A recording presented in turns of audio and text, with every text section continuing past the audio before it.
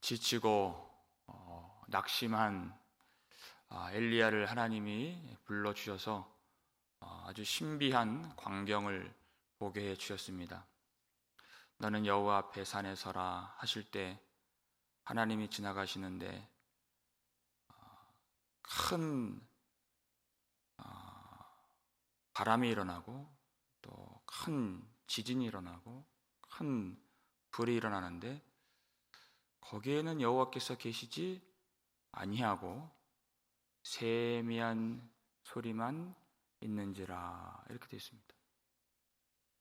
우리가 원하는 것은 사람들이 다 볼 수 있고 세상이 완전히 뒤집어질 만한 큰 일이 일어나고 큰 부흥이 일어나는 것을 원하지만 하나님의 일하심은 세미한 소리 같은 그 말씀으로 세상을 붙드시고 그 세미한 음성, 그 부드러운 말씀으로 그 사람 속에 임하셔서 그 속에서 역사하시는 하나님이시라 하는 것입니다.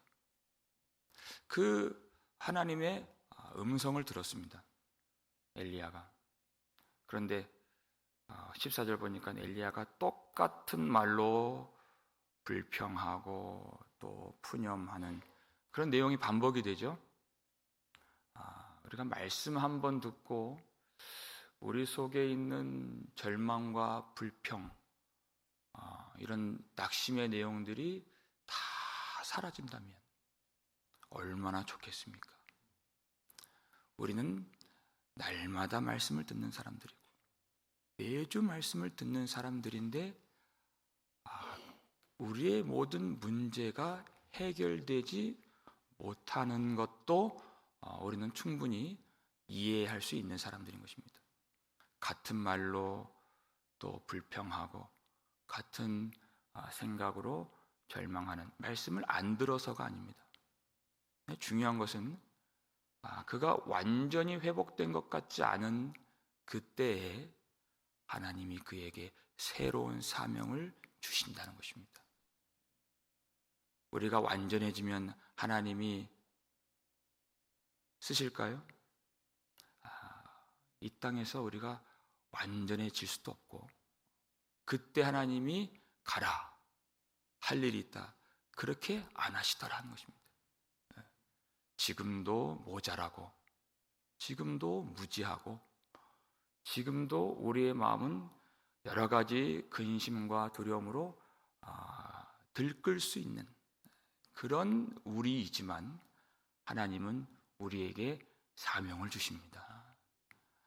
너의 완전함이 아니라 나의 완전함으로 그 일을 내가 이룰 것이다 하시는 하나님이시기 때문에 결함이 많고 부족한 우리에게도 사명을 주시는 하나님이십니다. 어떤 내용을 사명으로 주시나요? 15절 말씀 함께 읽겠습니다. 여호와께서 그에게 이르시되 너는 내 길을 돌이켜 광야를 통하여 다메섹에 가서 이르거든 하사엘에게 기름을 부어 아람의 왕이 되게 하고 그랬습니다. 다메섹에 가서 하사엘에게 기름을 부어 아람의 왕이 되게 하라. 하사엘은 아람의 왕 벤하닷의 군대 장관인데 장차 그가 반란을 일으켜서 왕이 된 후에는 이스라엘을 줄곧 끊임없이 괴롭히는 그런 사람이 됩니다. 그가 하사엘입니다. 그러니까 범죄한 이스라엘을 치시는 도구로서 하사엘을 하나님이 사용하시는 것입니다. 엘리야의 낙심되는 내용 중에 하나가 뭐냐면 하나님 왜 아무 일도 안 하십니까? 하는 것입니다. 그러나 하나님은 이미 이 우상 숭배로 패역한 이스라엘에 대한 모든 계획을 다 갖고 계신다는 것입니다. 그리고 아람의 왕을 세우세요. 이스라엘의 왕을 세우시는 것이 아니라. 그러니까 하나님은 어떤 분이신가? 그 계획을 갖고 계시며 온 세상 열방을 자기 뜻대로 통치하시는 하나님이시다. 그 나라가 흥하게 될지, 그 나라가 흥하게 돼서 이스라엘을 치는 것이기 때문에 어떤 나라가 쇠하게 될지 그 나라를 주관하시고 어떠한 개인이 높임을 받고 왕이 되는 것과 그가 또 폐위되고 그가 또 낮은 자리에 곤두박질 치는 것과 그 각 나라와 개인의 흥망성쇠를 주관하셔서 당신의 뜻을 이루어 가시는 하나님. 하나님은 많은 순간 숨어 계시는 듯 보이지만 역사를 이어가심으로 역사하시는 하나님 되신다는 것입니다. 역사를 이어가신다는 것은 히스토리를 말하는 것입니다. 그리고 역사하신다는 것은 일하신다, work 하신다. 오늘 제목이죠. 역사를 이어서 역사하시는 하나님. 그걸 보여주십니다. 그 하나님의 역사 가운데 동참하여 그분의 영광을 바라보라는 것입니다. 아직 다 회복되지 않았고 아직 온전하지 않았지만 그 일은 하나님이 이루실 일이기 때문에 사명을 주신다는 것은 일하라는 것이 아니라 하나님의 영광을 보라는 것입니다. 물떠온 하인들은 알더라 그랬잖아요. 그 속에 들어가서 참여한 자들은 하나님이 어떻게 역사하시는지 알 수 있는 것입니다. 두 번째 어떤 사명을 주십니까? 16절 말씀 읽겠습니다. 너는 또 님시의 아들 예후에게 기름을 부어 이스라엘의 왕이 되게 하고 또 아벨 무올라 사밧의 아들 엘리사에게 기름을 부어 너를 대신하여 선지자가 되게 하라. 아멘. 예후에게 기름을 부어 이스라엘의 왕이 되게 하라. 것입니다. 예후는 어떤 사람입니까? 예후는 아합 왕의 아들 요람 왕의 군대 장관입니다.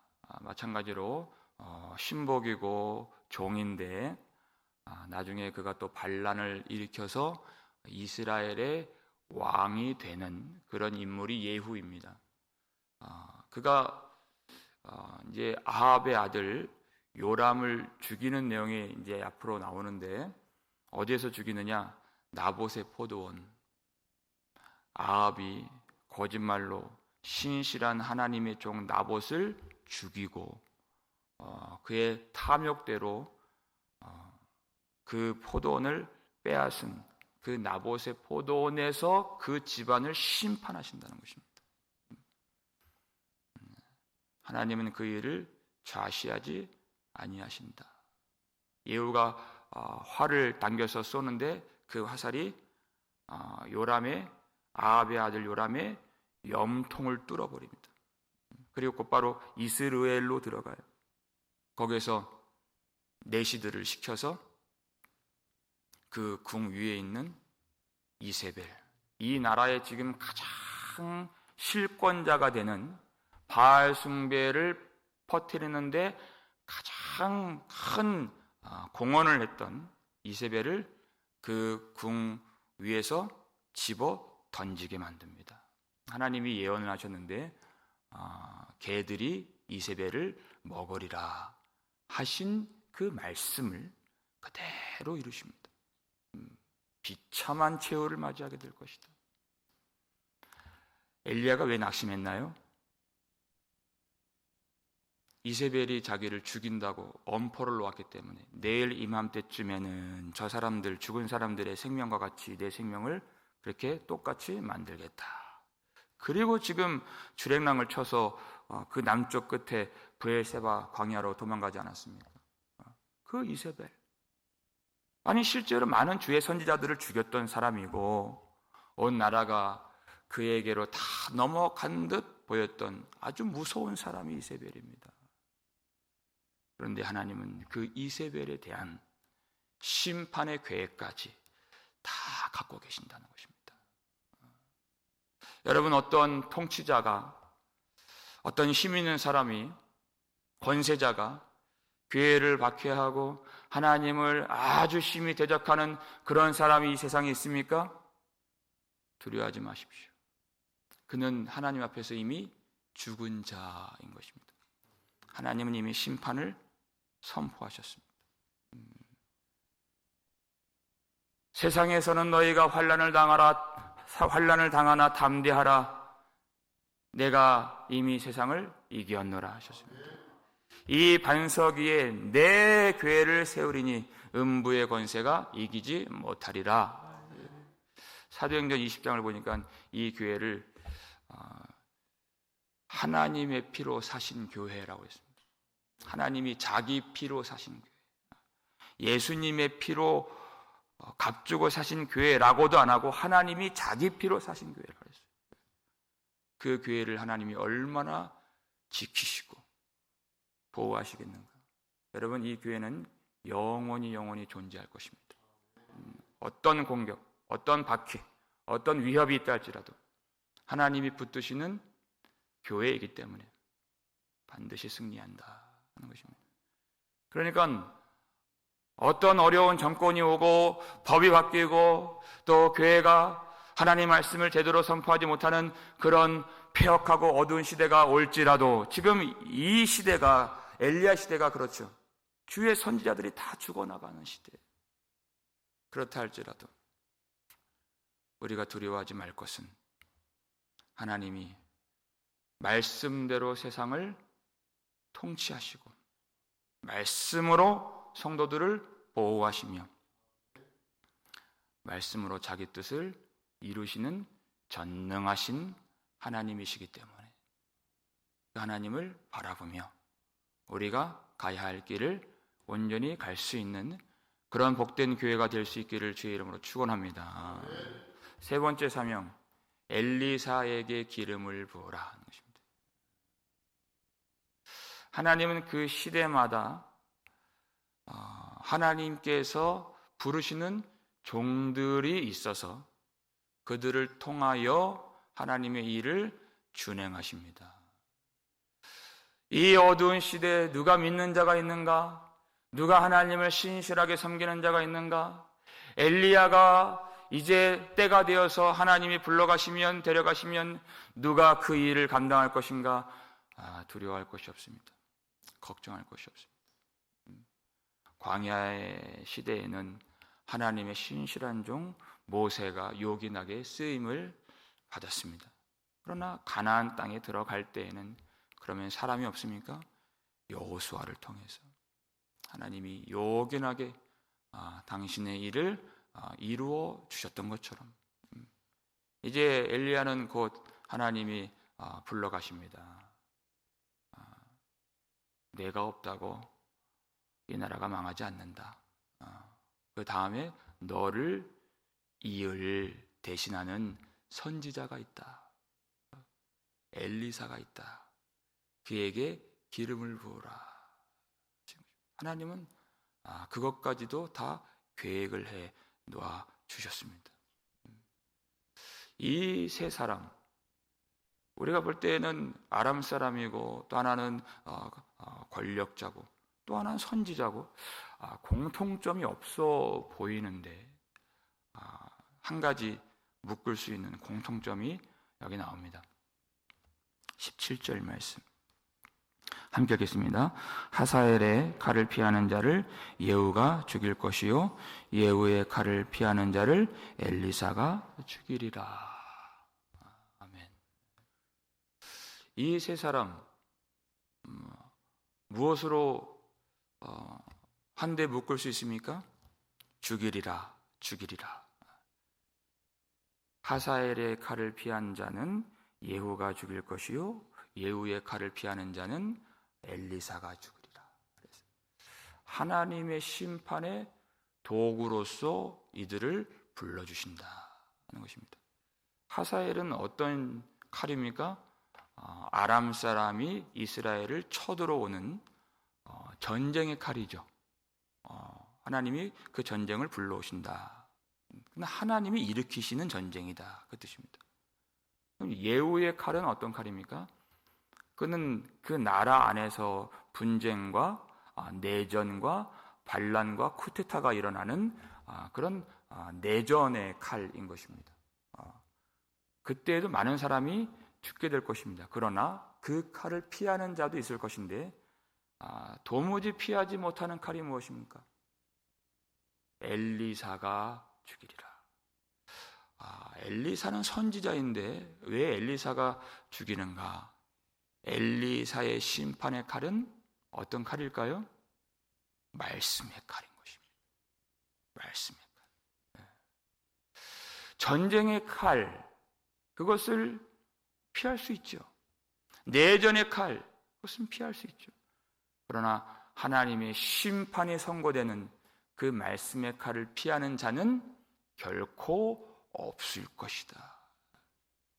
이 땅에서는 그렇게 운이 좋아서 어떤 이유로든 그것을 피할 수 있는데 하나님의 심판은 피할 수가 없다. 그런데 세상이 여러분 선지자가 말씀을 전한다라고 했을 때 이 어두운 세상이 그 말씀을 얼마나 보잘것없는 것으로 여깁니까? 말씀을 듣는다, 말씀을 전한다, 우리가 말씀을 우리가 붙든다 하는 것이 저 밖에 있는 사람들이 볼 때는 그것처럼 아무것도 아닌 일도 없는 것이죠. 왜 저러고 사나 하는 그것이 지금 우리가 이렇게 예배를 드리는 행위인 것입니다. 왜 저러고 사나? 이 바쁘고 이 복잡한 세상 가운데서 저 사람들은 왜 저러는가 하는 것이 조롱입니다. 그래서 심판을 당하는 것입니다. 세미한 소리 같은 이 말씀, 그들이 봤을 때는 아무것도 아니에요. 큰 불이 임하고 지진이 나고 이 바람으로 바위가 터지는 그런 일이 아닌 것입니다. 이 말씀이. 그런데 이 세미한 소리 같은 하나님의 음성을 듣고 말씀을 듣고 가슴을 치며 회개하는 자는 영원한 생명을 얻게 될 것이고, 그 말씀을 듣고 회개하고 믿지 않는 자는 그들은 영원한 심판을 받게 될 것입니다. 말씀으로 심판하십니다, 하나님. 그런데 그 중에서 그 심판을 피할 자가 있다. 그 심판을 피하는 자가 누구입니까? 우리 마지막 18절 말씀 함께 읽겠습니다. 그러나 내가 이스라엘 가운데 7,000명을 남기리니 다 바알에게 무릎을 꿇지 아니하고 다 바알에게 입맞추지 아니한 자니라. 아멘. 이스라엘의 이제 전쟁의 칼, 내전의 칼, 이제 하나님의 심판의 칼이 임하게 될 것인데, 그러나 하나님이 내가 이스라엘 가운데 7,000명을 남기리니 이렇게 말씀하셨습니다. 하나님이 하나님의 사람들 7,000명, 7,000명이라고 하는 숫자는 문자적인 7,000명이라기보다는 7이라고 하는 것은 완전수요. 거기다가 1000을 곱한 아주 수많은 하나님의 백성들을 하나님이 남겨주신다는 것입니다. 믿음의 공동체는 영원히 있을 것이다. 이렇게 어둡고 영적으로 이렇게 완전히 무너진 것 같은 이 세대 가운데서도 하나님이 당신의 백성들을 반드시 남겨주시고 믿음을 지키게 만들어주신다는 것입니다. 우리가 한국교회를 생각할 때 참 어렵고 소망이 없다고 느낄 때가 많이 있고 그렇게 말할 때가 많이 있지만은 여러분, 하나님이 어떤 일을 행하시는가를 바라봐야 되는 것입니다. 우리가 그렇게 말하기 전에 하나님은 그 속에서도 진실한 하나님의 백성들을 남겨주시고 그 일을 하나님이 사용하셔서 하나님께서 기대하시고 그리고 영원한 생명을 받을 만한 하나님의 백성들을 빚어가신다 하시는 것입니다. 그러니까 우리가 다른 교회가 어떻느니, 다른 사람들이 어떻게 그렇게 한다느니 하는 거기에 힘을 빼앗기지 말고 그렇게 할 필요가 없습니다. 과연 내가 하나님 앞에서 어떤 믿음으로 주님을 바라보고 있는지를 날마다 이 말씀을 통하여 면밀하게 살펴보고 하나님의 은혜를 구해야 된다는 것입니다. 이 말씀을 통하여 한 가지 소원을 우리가 함께 품는다면, 하나님, 우리 복음 장로교회가 하나님께서 빚어가시는 영원히 존재하는 하나님의 백성들 무리 속에 우리가 다 들어가게 하여 주옵소서. 하나님이 내가 남기겠다 그랬어요. 이거는 사람의 일이 아닌 것입니다. 우리의 노력과 우리의 열심과 우리의 성품과 우리의 성정과 기질에 달려있는 문제가 아닌 것입니다. 내가 남겨주리라. 이 폐역한 세상 가운데에서 그 세상에 굴복하지 않고 우상 앞에 절하지 않도록, 그 짐승의 표를 받지 않고 절하지 않도록, 이 세상을 사랑하지 않고 이 세상을 두려워하지 아니하고 이 세상 가지려고 예수를 버리지 않도록 하나님이 지켜주시겠다. 넘어질 때도 있고 부족할 때도 있고 힘이 없을 때도 있지만은 하나님이 쓰러진 자를 다시 일으켜 세워주시고 멀리 떠난 자들을 다시 불러주시고 힘이 없는 자에게 다시 힘을 주시고 다시 하나님이 지혜를 내려주셔서 이 믿음을 지키게 만들어 주시겠다는 것입니다. 조용히 역사를 이어가심으로써 그 구원의 역사를 이루어 가시는 하나님께서 우리를 지켜 보호해 주시는 것을 믿으시길 바랍니다. 그러니까 여러분, 우리가 하나님의 자녀라고 하는 사실, 하나님이 우리의 아버지라고 하는 이 놀라운 사실을 잊지 마십시오. 여러분, 이 말은요, 우리가 결코 두려워할 것이 없다는 것입니다. 하나님이 우리의 아버지이신데, 우리가 하나님의 자녀들인데 무엇이 두려울 것이고, 무엇이 근심이며, 무엇이 절망할 일이며, 무엇이 낙심할 일이 될 것이냐? 그럴 일은 없다는 것입니다.